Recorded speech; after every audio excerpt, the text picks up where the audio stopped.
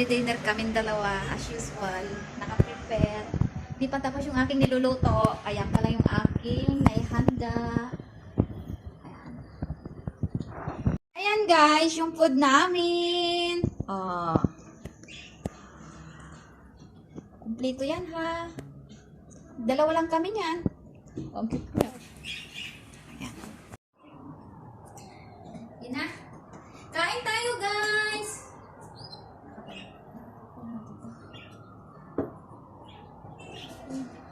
Kain po. Nabutas ba ka ng kamay? Oo naman, grabe ka. Nalagay mo sa akin yung nag-ulugas. Kain tayo.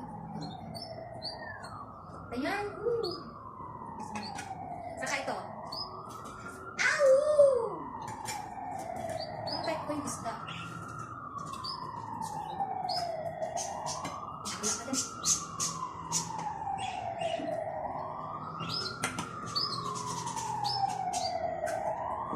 Ayun, ito walang tsaga sa mga. Kaya ang internet ko, kasi marami mga pinta rin eh. Araw-araw, sandaan yung nanonood sa akin. Yung video ko. Ako kasi tumataas yung viewer ko. Nakakatawa. Kasi support ka lang din. Ano ka nag-support? Ako mag-work lang mga 30 minutes. Hindi ako naman bukas. 30 minutes yan. Kasi na ako. And then, papasok na ako sa kabila. Kasi meron naman ako ng ibang nag-vlog. Inuubos yung oras ko. Hindi ko naman malaya. Tapos sisibidya. Pero,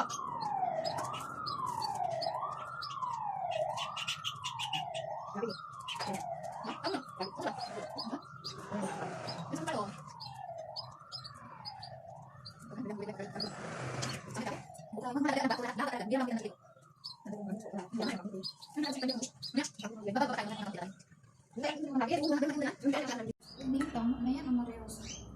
Pasensyahan na, wala kaming ilaw. Ano lang ito? I-edit ko na lang yan. I-edit ko naman yan. May tinatanggal ako dyan. Eh, marunong ako mag-edit talaga na. Naman, natututo ako dyan eh. Huwag yun ang tingnan yung kumakain. Yung subo na lang, ano.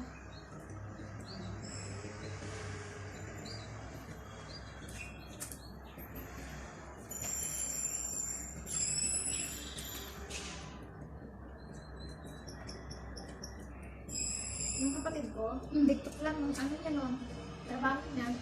Uy, magkakasok yun. Meron na ako sa 29. Sinasahod siya kada,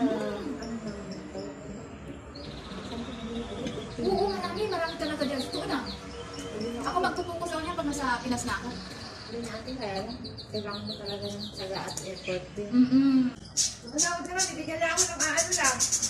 Kasi alam niya naman din, tama, hindi siyo. O, diba? At least di na hinahingi. Sabi ko at least, nakakitampal tayo. Hindi tayo ng ano. Sabi ko, hindi nang hingi. Lahat ng buong sweldo, ibigay pa sa inyo. Siyempre, binatayan ako. Minsan talaga, mga nanay, sakit sa pangabalan ba yun? Ano naman yung Jackie? Kaya ako sa mga anak ko, sabi ko, pag mama ko, sinungaling nagkasalita, manahimik kayo ha, labas, makinig sa kabila, ilabas sa kabila. Huwag may sumagot.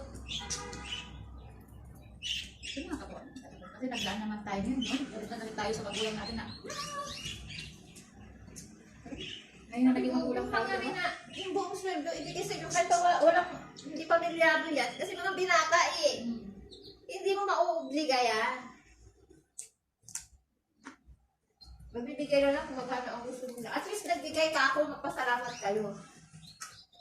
Sabi ko, at least, nagbibigay tayo ng ano, nagbayad ng tubig, ng kuryente, ng wifi. At least kahit naman isang bagay, nagtawag dito. Mag-grocery ka sa ano pa lang gusto nyo? Kasi hindi na pinag-grocery. Kaya minsan na ayaw ko yung pinagkakausap ako. Kasi nasisimulan ko lang eh. Magtatampo lang dito. Ayaw ko sumama yung loob mo. Diba? Kaya kung ako pinagkakausap.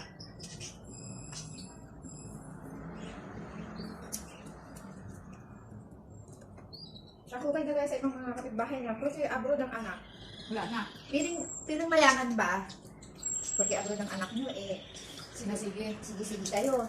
Sabi ko, eh sila, pag pinag-abroad lang, one day millionaire na. Pagkatapos ano nga. Noon ganyan sa'yo. No? Ako may kilala ko na. Mariusip. May mga pabahay pa yan sila sa Pinas. Anak niya, sige, hindi pa UK.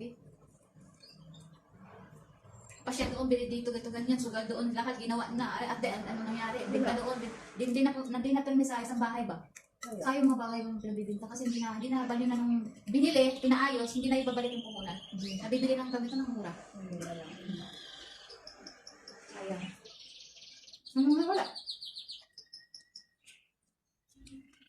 Sabi ko nga yun.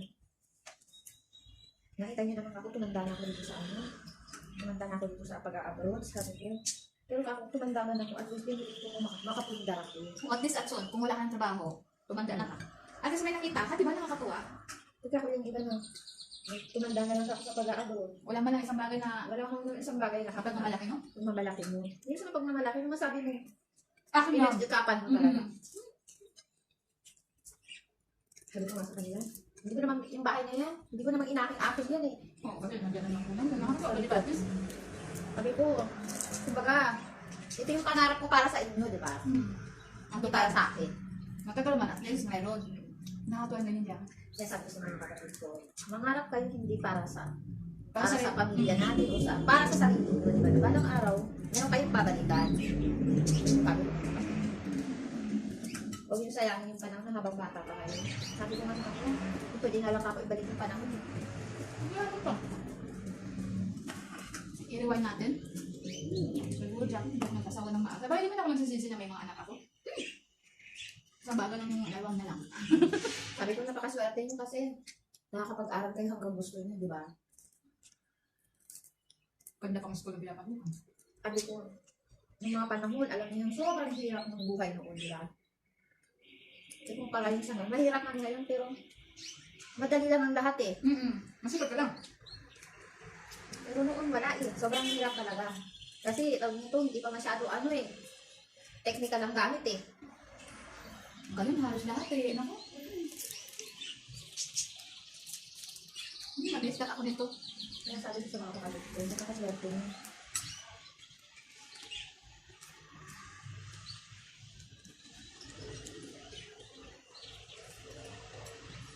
Wala ko na kanina, sayang na yun. Ay, di ba mo gusto? Dahil mo. Ang tatagal. Ano pa nga ako? Pati wala na. Ay, makain na. Kayo bukas. Pwede na ako. Ano na tayo sa kainan?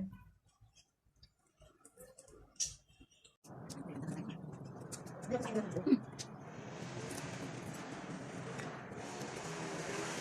Bukas na ako sulit. Bukas na lang ako. Para, luwang ayos lang.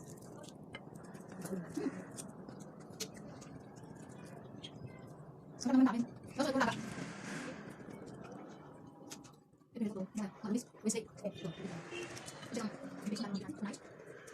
Kasi, ano yung namin? Ano ba? Ano ba? May nasa anak ko. Sabi pa natin. Ano ba yung lang artikulo? Hindi ako inuulang ko lang. Ano saan naman yun? Ano saan? Yan. Bakit natin sabi sa pagkakita? Yung bawal. Mas yan. Mas yan siya. Iba na ako lang bang yan. Doon ko wala. Dapat na. Ha. Doon ko. Mas. Hindi yung kami.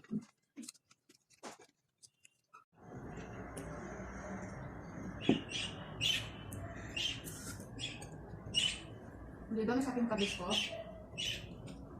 Ano masarap? Pwede siya. No. Yung kabir. Ang gagawa din ako eh. Mayroon ako yung jar.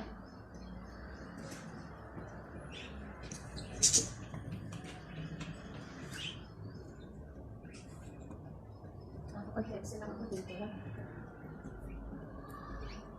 Sa bahay. 7-up naman tinitira ng isa. Maganda kasi 7-up. Kasi, lalo pag kumain ka na medyo mabigat, panunaw. Bakit? Gutom ka naman palagi. Isang ganyan, no? Bus. Ayoko na. Mamaya na yan. Nabubuti ko alam kung saan mo sinisiksik yung kinakain mo eh. Sarap kumain, ano ba? Yun daw yun yung tawag dito, 30. Tawag dito, satisfied. Aba, ini-enjoy mo lahat. O, wala kang pakialam sa paligid mo sa'yo. Ganun lang yun. Pero lang kagutom na gutom ako yan. Siguro mapapadami ang kain. Akang papangal mo. Lalo na kapag maran ako nakita ng pagkain, ang bilis ko bang maumay. Sa akin walang umay. Pero pag sarili kong gawa, God. Dami mga di ba wala kang gas? dami pagkain ko sa bahay. Hindi ko nga ito yung pinagkakain. Yung ba ako nga? Isang kakain lang akong kagabi. Naggat-ngat ako siguro mga 6 na piraso. Ano na piraso lang? Grabe ka ako. Kaya mo ubusin yun. Nung Sabado ko pa yun, nung nakain ng isang gabi. 4 na piraso lang. Sa linggo, gagawa ko noon, yung tatanggalan ko ng bones. Tapos, kumain na ako doon. Pinakain na ako ng pamalian doon. So, hindi ko nakain. Pagdating ko ng alas 8, binutom ako. Ayan guys, hindi namin naubos. Palang matakaw kami. Matakaw lang yung kasama ko. Nagat-ngat ko siguro mga 6 na piraso. Sabi ko, busog na ako. Nakakabusog din naman. Naglagay akong kunting kanin. Pero maganda yun. Ako, tinan mo. Natapos na yung winter, di ba lang nanakit-nakit yung mga binti-binti ko. Samantala, lagi ako may, yung parang rayong ba yun? Oo. Tingnan mo yung anak ni tatay na aksidente. Wala palang kalam-alam ako na pinakain ng ganyan. Kasi masyado silang, di nila alam, malakas yun. Maganda sa buto yan. Pero napansin ko may mga buto-buto na binibili siya, nilagay sa rep. Ako nahulaan ko agad eh. Sabihan ko sana yung paa ng manok, baka mamaya, mandiri ba? Eh sila dito yung ano ng parot. Paro. Ayun. Ayaw din ng mga bata na, pag nakikita ng ama nila eh, takbuhan eh. Hindi nga yung ano ng parot. Pero ako na-try ko na yun. Sarap talaga dati. Sino ba yung maalala ko dati? Si Ann, ang dalawa niya. Pero sila pinakainan din sa ano. Yung ulo ng karot. Yung mga! Bili ba kayo mga? Kumakain ng raw. Ano yung kapta? Ay, shit! Ayoko rin. Ako, yung chicken liver sila ni Ann. Hindi ba mga walang yaka? Sabi kong gano'n. Kaya mga bulatihin. Binulati yan yung isa mo. Si Ann. Kasi may sila sa mga raw.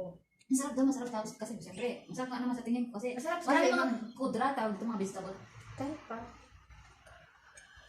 Kasi mga ano ko. No way, even yung sushi talaga dyan, no way. Hindi ako kumakain ng fresh na sushi na may salmon. Ang kinakain ko lang ma-rice, ma-abuka. Tapos tawag nito. O rice abuka yan. Tapos meron ginawa si Jessie na matuna. Ang sarap. Meron pa nga hotdog eh. Nasa sa'yo yan, kung anong gagawin mo ba? Tapos crabs. Yan lang ang kinakain ko. Pero yung fresh na salmon, wala akong hilig sa ano. Ayan guys, busog na kami. Dito lang nakita ang vlog. Thank you for watching. Bye-bye.